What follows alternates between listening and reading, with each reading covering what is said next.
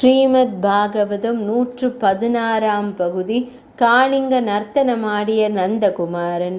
யமுனை ஆற்றங்கரையில் அடர்ந்த புதர்களுக்கு மத்தி இருந்தது அந்த மடு. அந்த பிரதேசத்தின் காற்றிலேயே விஷம் கலந்திருந்தது. விஷக்காற்றை சுவாசித்ததாலேயே ஏராளமான பறவைகள் அங்கு மடிந்து விழுந்தன. மடுவின் கரையிலுள்ள மரங்கள் கூட கருகி போயிருந்தன. இவற்றுக்கெல்லாம் காரணம் அந்த மடுவில் வசித்து வந்த காளிங்கன். 100 தலைகளை கொண்ட விஷநாகம். அவன் இந்த மடுவிற்கு வரும் முன்பாக கடலில் உள்ள ரமணகம் என்கிற தீவில் தான் வசித்து வந்தான். அங்கு தொடர்ந்து கருடன் வந்து துன்புறுத்தியதால் உயிருக்கு பயந்து தன் மனைவி மக்களுடன் இந்த மடுவிற்குள் வந்து குடியேறியிருந்தான். இந்த இடத்திற்கு கருடன் வர இயலாது. அருகில் சௌபரி என்ற முனிவரின் ஆசிரமம் இருக்கிறது. ஒரு முறை கருடன் மீன்கள் புசித்துவிட்டு ஆசிரமத்தை அசுத்தப்படுத்தியதால் இனி இந்த ஆசிரமத்து எல்லைக்குள் வந்தால் கருடனின் உயிர் போய்விடும் என்று அவர் சபித்திருந்தார். சாபத்திற்கு பயந்து கருடாழ்வாரும் அதற்கு பிறகு இங்கு வருவதில்லை. இந்த ரகசியம் தெரிந்ததாலேயே காளிங்கன் இங்கு பயமின்றி வாழ்ந்து வந்தான்.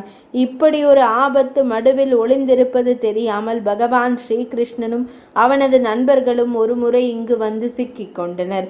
அன்று பலராம சுவாமி அவர்களுடன் வரவில்லை. உச்சி வெயில் மண்டையை பிளந்து கொண்டிருந்த நேரம். மேய்ந்து கொண்டிருந்த பசுக்களுக்கும் சிறுவர்களுக்கும் கடும் தாகம் ஏற்பட்டது. கிருஷ்ணா, இங்கே அருகில் ஒரு மடு இருக்கிறது, வா, அங்கே போய் நீர் அருந்தலாம் என்று கூறியபடி சிறுவர்கள் பசுக்களையும் ஓட்டிக்கொண்டு புறப்பட்டனர். மடுவிற்கு வந்து தாகம் தணித்து கொள்ள நீர் அருந்தினர். விஷ நீரை அருந்தியதுமே மாண்டு விழுந்தனர். பகவான் ஸ்ரீகிருஷ்ணர் விஷயத்தை புரிந்து கொண்டார். மாண்டு போனவர்களை தனது அருட்பார்வையால் உயிர்ப்பித்தார். அவர்கள் உயிர் பெற்று எழுந்ததும் அனைவரையும் ஓரமாக இருக்க கூறிவிட்டு அருகிலிருந்த கதம்ப மரத்தின் உச்சிக்கு ஏறினான். அங்கிருந்து யமுனை நீரிற்குள் குதித்தான். அவன் குதித்த வேகத்தில் மடுவின் நீர் உயர கிளம்பி சிதறியது. நீருக்குள் இருந்த காளிங்கன் சீற்றத்துடன் வெளிப்பட்டான். அதை கண்டதுமே மடுவின் கரையிலிருந்த சிறுவர்கள் பயந்து அலறினார்கள். சிலர் மூர்ச்சித்து விழுந்தார்கள். மற்றும் சிலர் கோபர்களிடம் விஷயத்தை கூற பிருந்தாவனத்திற்கு ஓடினார்கள்.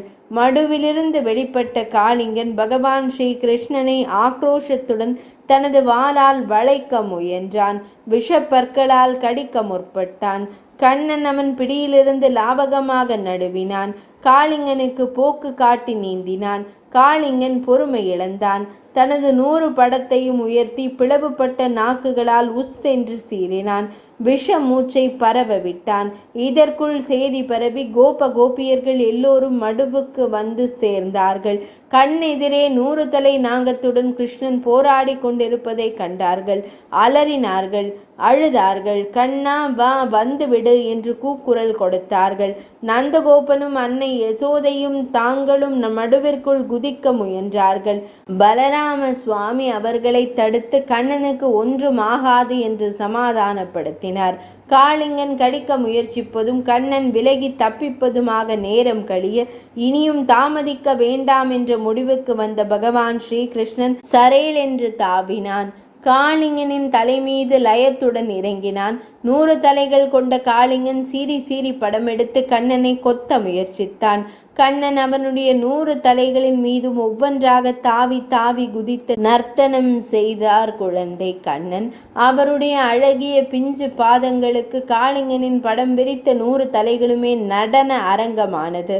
பாம்பின் தலைகளில் இருந்த ரத்தினங்களே விளக்குகளாக மின்ன கண்ணனின் காளிங்க நர்த்தனத்தை தேவர்களும் கூடி நின்று கண் குளிர ரசித்தனர். ஸ்ரீகிருஷ்ண பகவானின் நர்த்தன வேகம் தாங்காமல் காளிங்கன் துடித்தான். கண்ணனின் திருவடிகள் தனது 100 தலைகளின் மீதும் பதித்த வேகத்தில் அவை புண்ணாகி இரத்தம் கசி வாய்களில் விஷம் கக்கி மூச்சு திணறினான். வலிமை குறைந்து பலவீனனாக அவஸ்தைப்பட்டான். காளிங்கனின் நிலையை கண்டு கலங்கி போன அவனுடைய மனைவி மக்கள் கண்ணனிடம் மண்டியிட்டு மன்றாடினார்கள். பிரபு, தயவு செய்து எங்கள் கணவரை மன்னித்து கொள்ளுங்கள், எங்களுக்கு மாங்கல்ய பிச்சை அளியுங்கள் என்று கெஞ்சினார்கள். காளிங்கனும் கண்ணனிடம் மண்டியிட்டான்.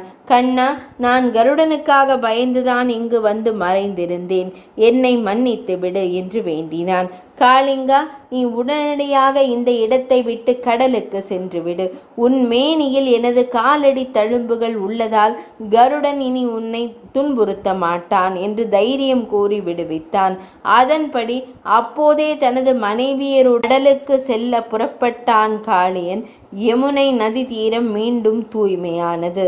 116ஆம் பகுதி இனிதே நிறைவடைந்தது.